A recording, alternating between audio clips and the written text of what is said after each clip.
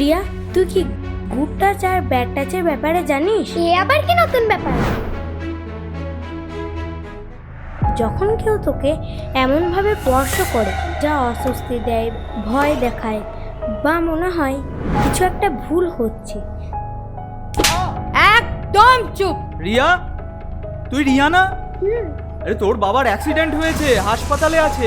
আমার বাবা তো অফিসে ছিলেন। আমার স্বামী তো অফিসে সেফ আছে।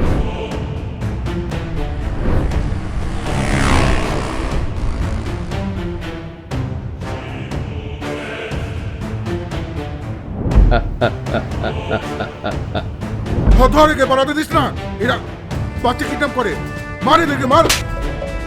আমার বন্ধুকে ব্যাড টাচ করছো কেন? চল, কি চল। হলো? কথা কম বোঝো নাকি কাকা?